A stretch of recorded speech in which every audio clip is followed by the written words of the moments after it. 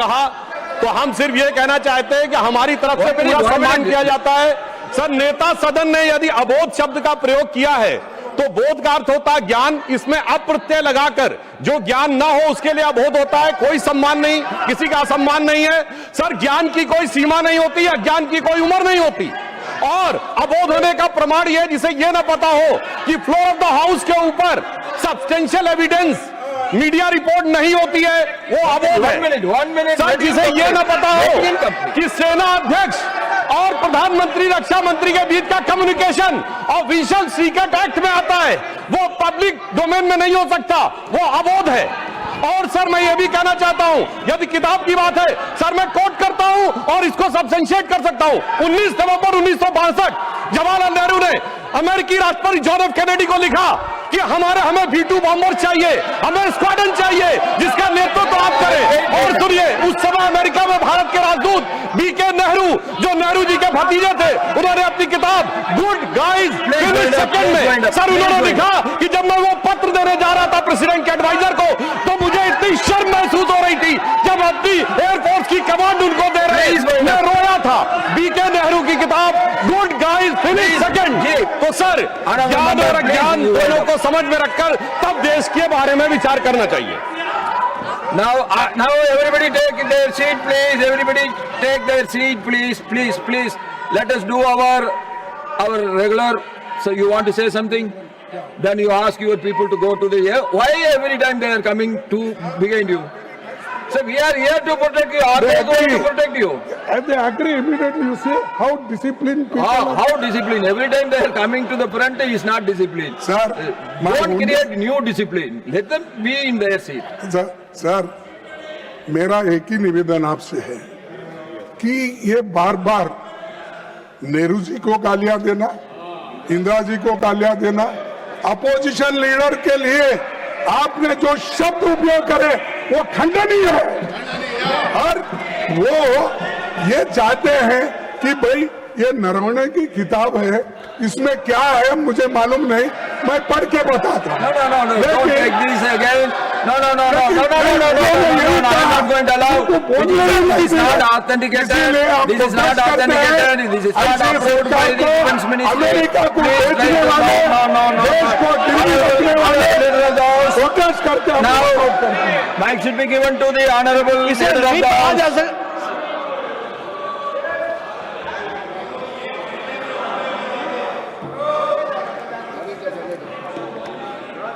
सभापति जी, आपने देख लिया प्रत्यक्ष को प्रमाण की क्या आवश्यकता है।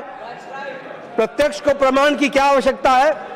प्रजातंत्र के बारे में बोलने वाले लोग किस तरीके से प्रजातंत्र का मजाक करते हैं और गला घोटते हैं, वो हमको सामने दिख रहा है, ये प्रत्यक्ष रूप में दिख रहा है।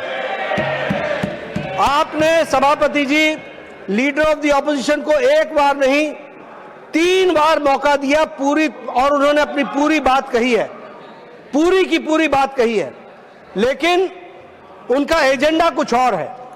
और उनका एजेंडा यह है कि जो प्रधानमंत्री मोदी जी के नेतृत्व में देश तीव्र गति से आगे बढ़ रहा है, उसमें कैसे विघ्न डाला जाए, कैसे बाधा डाली जाए, यह कांग्रेस पार्टी का एजेंडा हो गया है।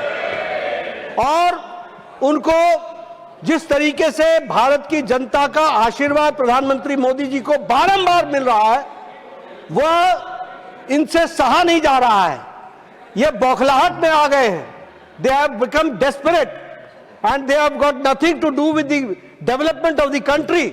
दे आर सेल्फ सीकर्स, और इनको अपनी पार्टी और अपना हित, और अपने हित में भी एक परिवार का हित, वही दिखता है जिसके लिए काम कर रहे हैं।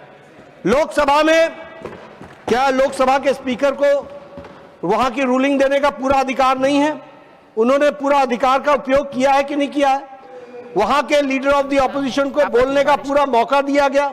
अब वो अगर संसदीय प्रणाली में ना बोलते हो, जिसके कारण उनको रोका जाता हो, तो यह कौन सी डेमोक्रेसी है कि जो नियम आप ही तय करोगे उसी के तहत चलेगा?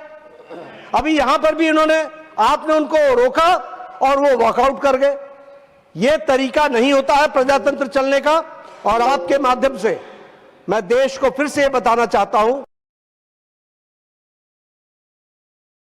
विषय पर चर्चा करने के लिए तैयार है और हर तरीके से चर्चा करने के लिए तैयार है। जिन जिन विषयों को ऑपोजिशन लेकर के आई है उसका दोनों सदनों में चर्चा हुई है और यही स्पिरिट के साथ मोदी जी के नेतृत्व में यह सरकार आगे चलेगी।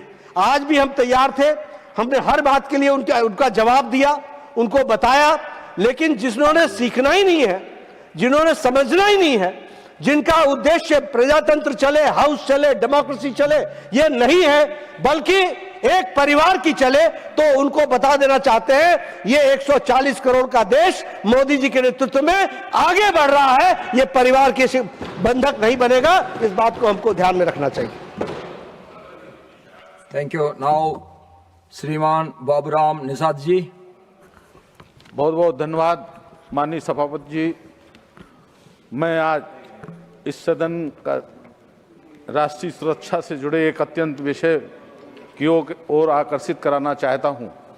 विशेषकर हमारी अंतर्राष्ट्रीय सीमाओं की सुरक्षा में आ रही लॉजिस्टिक चुनौतियां और हालिया न्यायिक हस्तक्षेपों तथा प्रशासनिक विलंब के संबंध में महोदय, हाल ही में कलकत्ता उच्च न्यायालय ने एक ऐतिहासिक निर्णय देते हुए पश्चिम बंगाल सरकार को निर्देश दिया है कि 9 सीमावर्ती जिलों में स्थित भूमि को 31 मार्च 2026 तक सीमा सुरक्षा बल बीएसएफ को सौंपें।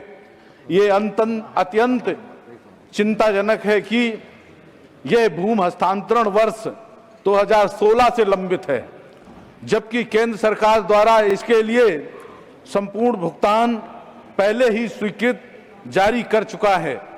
महोदय, 4096 किलोमीटर लंबी भारत बांग्लादेश सीमा एक बड़ा हिस्सा आज भी बिना बाढ़ के है। ये खुले हिस्से लंबे समय से राष्ट्र विरोधी गतिविधियों के लिए मार्ग बने हुए हैं, जैसे अवैध घुसपैठ, मवेशी तस्करी, मादक पदार्थों की तस्करी तथा जाली मुद्रा नोटों का प्रसार।